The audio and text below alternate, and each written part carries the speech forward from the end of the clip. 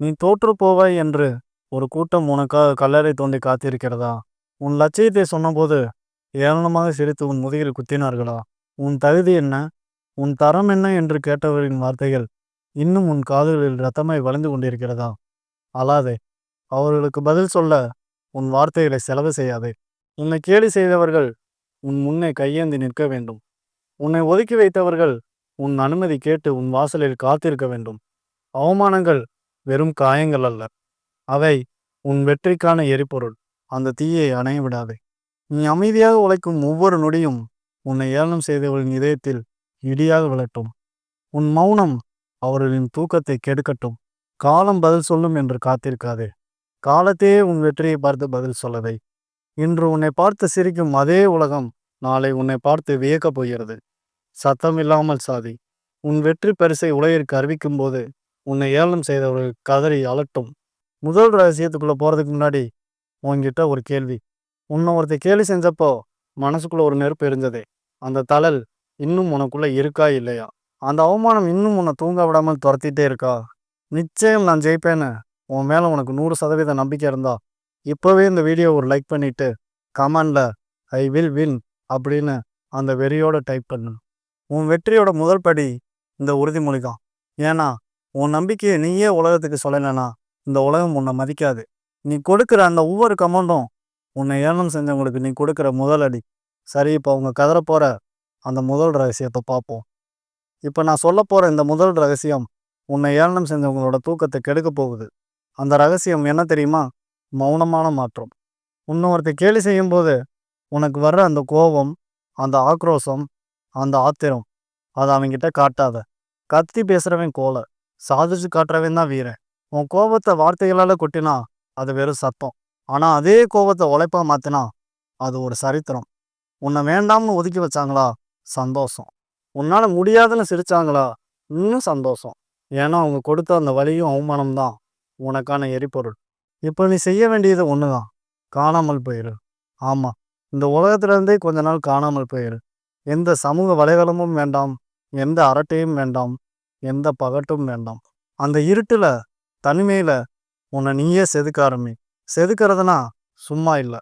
உன் அறிவை வளர்த்துக்கோ, உன் திறமையை மெருகேற்றிக்கோ, உன் உடம்ப இரும்பு மாதிரி மாத்திக்கோ. நீ கஷ்டப்பட்டு உழைக்கும் போது இந்த உலகம் உன்னை மறந்துடும். உன்னை ஏளனம் செஞ்சவன் இவன் அவ்வளவுதான் பயந்து ஓடிட்டான்னு நினைச்சு சிரிப்பான். சிரிக்கட்டும். அந்த சிரிப்பு தான் உனக்கான டேனிங். நீ யாருன்னு யாருக்கும் நிரூபிக்காதே. உன்னை நீயே ஒரு ஆயுதமா மாத்திக்கோ. ஒரு வைரம் எப்படி அழுத்தம் அதிகமா இருக்கிற இடத்துல உருவாகுதோ, ஒரு தங்கம் எப்படி நெருப்புல வெந்து ஜொலிக்குதோ, அதே மாதிரி நீயும் இந்த அவமான நெருப்புல வெந்து வெளியே வரும்போது உன்னோட பிரகாசம் அவங்க கண்ணை உறுத்தணும். அப்ப நீ வெளியே வரும்போது நீ பழைய ஆளா இருக்கக்கூடாது. உன்னை பார்த்தாலே ஒரு அதிகாரம் தெரியணும். உன் பேச்சுல ஒரு தெளிவு இருக்கணும். உன் நடையில் ஒரு கர்வம் இருக்கணும். உன்னை ஒதுக்கி வச்ச அதே கூட்டம் உன் கூட ஒரு செல்ஃபி எடுக்க வரிசையில நிற்கணும். நீ ஜெயிச்சு வரும்போது நீ ஒரு வார்த்தை கூட பேச தேவையில்லை. உன் வெற்றியோட வெளிச்சம் அவங்க முகத்துல அரைஞ்சு அவங்க செஞ்ச தப்பை நினைச்சு அவங்களே கதறணும். முதல் ரகசியத்தை கேட்டு உன் ரத்தமெல்லாம் கொதிச்சுட்டு இருக்கும்னு எனக்கு தெரியும். இப்போ இரண்டாவது ரகசியம். இதுதான் உன்னை ஏளனம் செய்தவர்களின் இதயத்தில் மரண அடியை கொடுக்க போகும் ஆயுதம். அந்த ரகசியம், யாரையும் பழிவாங்க நினைக்காதே. யாரையும் விட உயர்ந்து நிற்க நினை. பொதுவாக நம்ம கேலி செஞ்சா அவங்கள திருப்பி திட்டணும், அவங்க காலரை தூக்கணும்னு தோணும். ஆனா அது தரம் குறைந்த செயல். உண்மையான வீரன் எதிரியை தரைமட்டமாக்க மாட்டான். எதிரிக்கு எட்டாத உயரத்துக்கு தன்னை தூக்கிட்டு போவான். உன்னை ஒருத்தர் மதிக்கலையா? உன்னை ஒரு விசேஷத்துக்கு கூப்பிடாம ஒதுக்கி வச்சாங்களா? உன் திறமையை ஒரு குப்பைன்னு சொன்னாங்களா? அந்த வலியை அப்படியே உன் இதயத்துல ஒரு மூலையில சேமிச்சு வை. அந்த பழி வாங்கும் உணர்வை உன்னோட இலக்கை அடையிறதுக்கான பெட்ரோலை மாத்திக்கோ. நீ அவங்கள அடிக்க தேவையில்லை, நீ அவங்கள வைய தேவையில்லை. நீ செய்ய வேண்டியதெல்லாம் ஒண்ணுதான். நீ போற இடமெல்லாம் உனக்கு சிவப்பு கம்பளை விரிக்கப்படுற அளவுக்கு உன்னை ஒரு பிராண்டா மாத்து. நீ ஒரு காலத்தில் எந்த வாசலில் வந்து நின்னபோது கதவுகள் அடைக்கப்பட்டதோ அதே வாசல்ல நீ வரும்போது அந்த ஊரே திரண்டு வந்து உனக்கு வணக்கம் சொல்லணும். இதுதான் அசல் பழிவாங்கல்.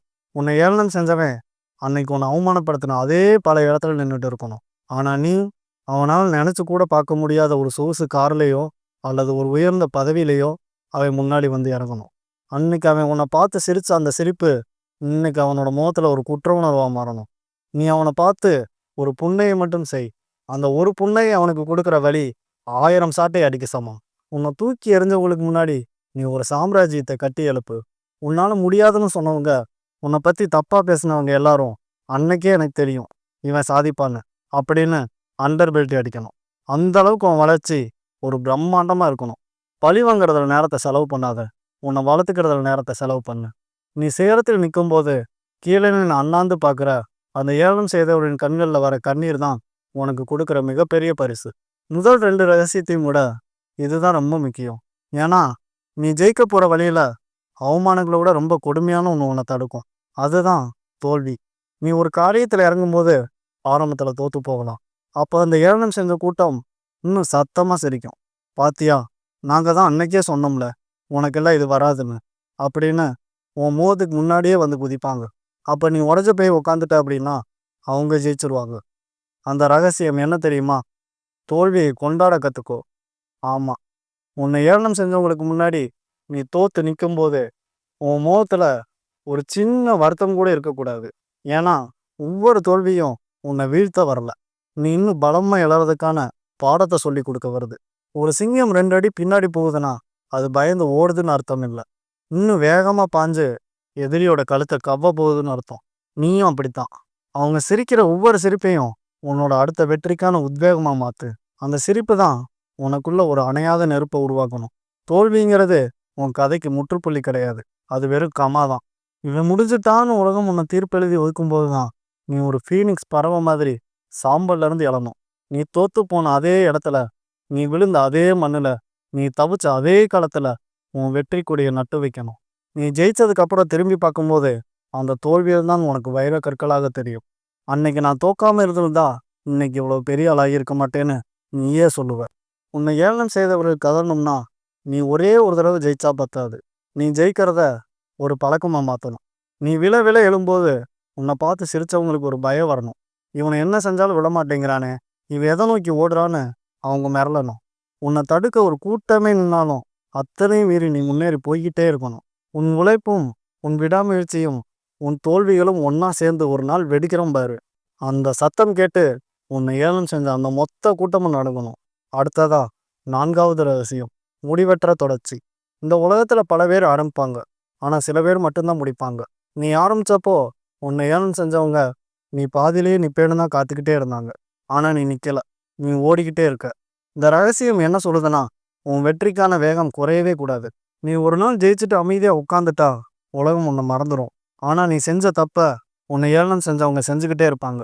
அதுதான் உன்னை பற்றியே பேசிக்கிட்டே இருக்கிறது.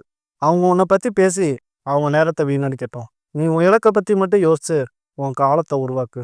காலம் யாருக்காகவும் காத்திருக்காதுன்னு சொல்லுவாங்க.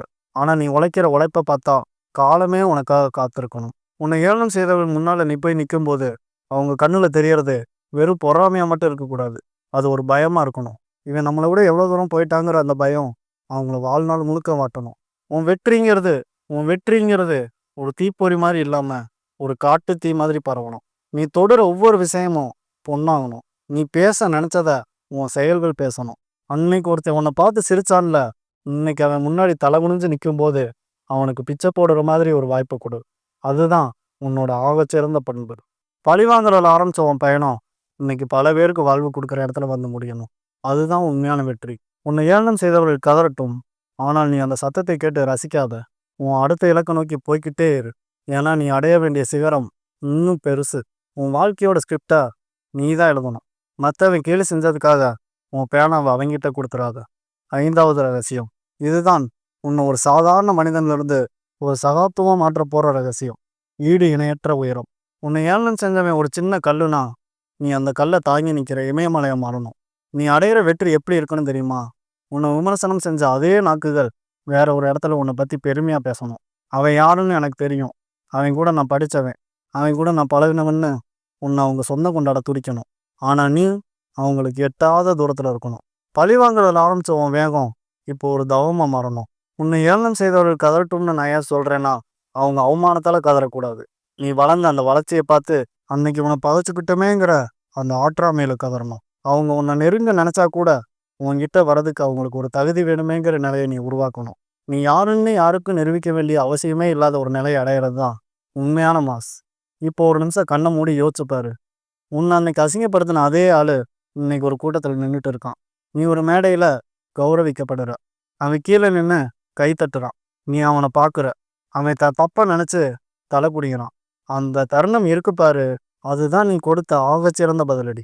அங்க நீ அவனை திட்ட வேண்டாம், அடிக்க வேண்டாம். உன் மௌனமும் உன் கம்பீரமான பார்வையும் போதும் அவனை உயிரோட கொள்ள. இப்ப கிளம்பு. இந்த 5 ரகசியங்களும் உன் கையில இருக்கிற 5 விரல்கள் மாதிரி. இது ஒரு கைமுட்டியா மாத்தி உன் லட்சியத்தை நோக்கி ஒரு குத்து விடு. உன்னை ஏளனம் செஞ்சவன் கதற சத்தம் இந்த உலகத்துக்கே கேட்கட்டும். ஆனா நீ அதை திரும்பி பார்க்காம அடுத்த சிகரத்தை நோக்கி நடைபோடு. உன் வெற்றி வெறும் ஒரு வீடியோவோட முடியக்கூடாது. அது ஒரு வரலாறு மாறணும். வெற்றியை பரிசாக கொடு. உனக்காக, உன்னை நம்பினவங்களுக்காக, உன்னை ஏளனம் செஞ்சவங்களுக்காக. இது உன் காலம். இது உன் வெற்றி. இப்போ இந்த வீடியோவை நீ முடிச்சுட்டு வெளியே போகும்போது நீ பழைய ஆளா போகக்கூடாது. உனக்குள்ள ஒரு புது நெருப்பு எரியணும். உன்னை ஏளனம் செஞ்சவங்க முன்னாடி நீ ஜெயிச்சு காட்ட போற அந்த முதலடி அது இந்த நிமிஷமே தொடங்கட்டும்.